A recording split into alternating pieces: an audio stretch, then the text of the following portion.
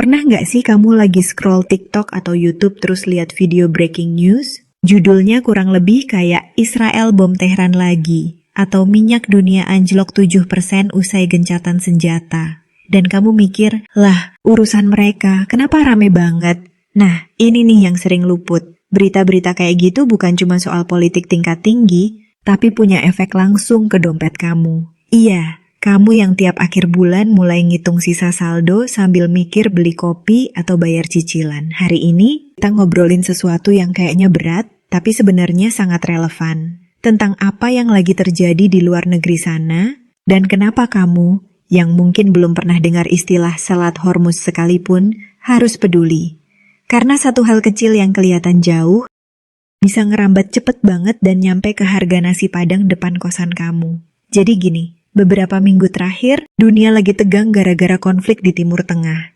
Iran dan Israel ribut besar, dan Amerika ikut nimbrung. Nggak kaget sih. Soalnya biasanya mereka emang nggak pernah cuma jadi penonton. Serangan udara, rudal, dan semua hal mengerikan itu beneran terjadi. Tapi yang bikin heboh dunia finansial bukan cuma dramanya, tapi juga imbasnya ke pasar energi dunia, khususnya minyak. Coba bayangin minyak itu kayak darah buat ekonomi global. Hampir semua gerak ekonomi, dari truk pengantar beras, pesawat, sampai pabrik skincare favorit kamu, butuh energi. Dan sebagian besar energi dunia masih bergantung pada minyak. Nah, mayoritas minyak dunia lewat jalur sempit yang namanya Selat Hormuz, sebuah celah sempit antara Iran dan Oman yang dilewati jutaan barel minyak setiap hari. Begitu konflik meletus di sekitar sana, pasar langsung panik. Karena kalau Selat Hormuz tutup, bisa dibilang kayak aliran darah ke jantung ekonomi dunia tersumbat. Serem kan? Tapi anehnya, justru setelah pengumuman gencatan senjata antara Iran dan Israel beberapa hari lalu, harga minyak turun drastis. Brent crude,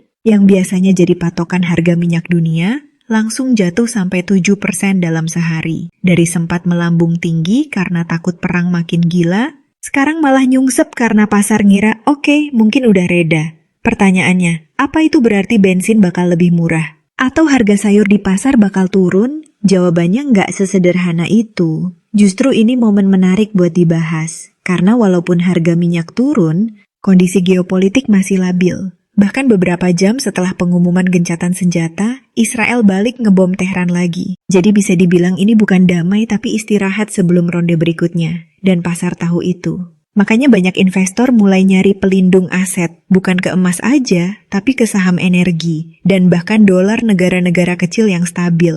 Lalu apa hubungannya sama kamu yang tinggal di Jakarta, Surabaya, atau Pontianak? Banyak. Harga minyak dunia sangat mempengaruhi harga BBM dalam negeri. Kalau harga minyak turun dan stabil, bisa jadi bahan bakar juga lebih murah. Tapi kalau konflik balik meledak, terus harga naik ke atas $90 atau bahkan $130 seperti ramalan Goldman Sachs, siap-siap bayar lebih mahal buat isi bensin motor kamu. Dan gak cuma itu, harga makanan, ongkos kirim, bahkan harga skincare lokal bisa naik. Kenapa? Karena biaya logistik ikut naik. Perusahaan butuh lebih banyak uang buat operasional, dan beban itu sering dialihkan ke konsumen, ke kamu.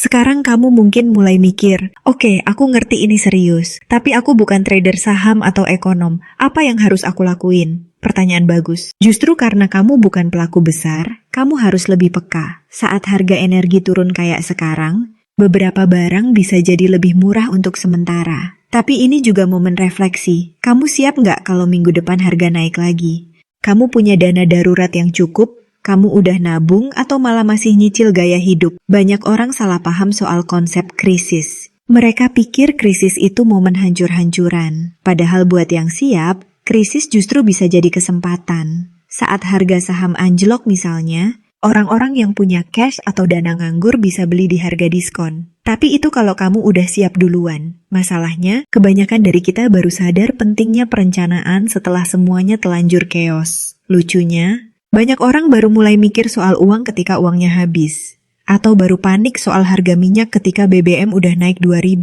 Padahal, cara kerja ekonomi itu kayak domino. Satu hal kecil di tempat jauh bisa dorong efek besar di dompet kamu. Sekarang kamu udah tahu bahwa gencatan senjata Iran-Israel bisa nurunin harga minyak dunia, tapi kamu juga tahu itu belum tentu permanen. Karena tiap detik bisa berubah. Itulah kenapa edukasi finansial itu penting. Bukan buat bikin kamu paranoid, tapi buat bikin kamu siap.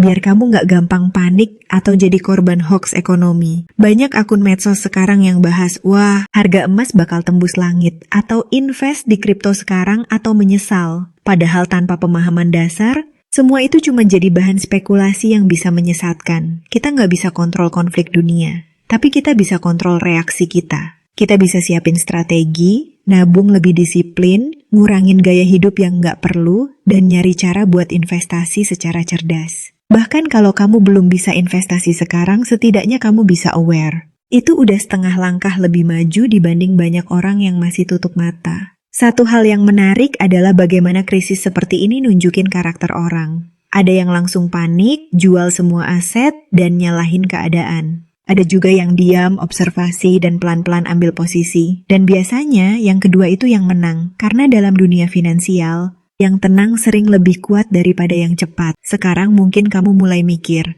apa yang harus aku lakukan hari ini? Jawaban paling jujur adalah periksa dompet kamu, cek pengeluaran, lihat berapa yang bisa kamu sisihkan kalau besok harga barang naik semua. Dan mulai cari tahu, bener-bener cari tahu, gimana cara kerja keuangan, mulai dari hal kecil, ngerti cara nabung, ngerti kapan waktu yang tepat beli barang, ngerti kenapa gaji gede belum tentu kaya kalau pengeluarannya juga gede. Itu semua bagian dari literasi finansial yang dibutuhkan buat menghadapi dunia yang makin gak bisa diprediksi ini. Kita hidup di zaman dimana satu berita bisa bikin satu negara panik, tapi kamu bisa jadi orang yang beda. Kamu bisa jadi orang yang tetap tenang, karena kamu ngerti kenapa semuanya bisa terjadi. Kamu bisa jadi orang yang gak ikut-ikutan FOMO atau takut, karena kamu tahu kamu punya pegangan. Pegangan itu adalah pengetahuan dan kesadaran. Sesederhana itu. Mungkin sekarang kamu lagi mikir, aku bukan siapa-siapa, gak ngerti geopolitik, gak punya saham, gaji juga pas-pasan. Tapi justru karena itu,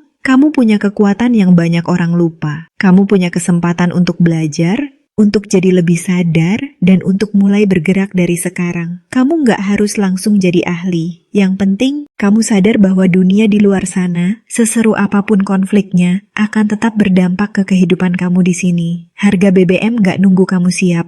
Harga bahan pokok bisa berubah kapan saja. Tapi kabar baiknya, kamu bisa lebih siap dari sebelumnya. Kamu bisa mulai dari yang kecil. Ngerti alur duitmu sendiri, cari tahu kabar dunia dari sudut pandang yang masuk akal, dan belajar kenapa ekonomi global bisa masuk ke kantong lokal.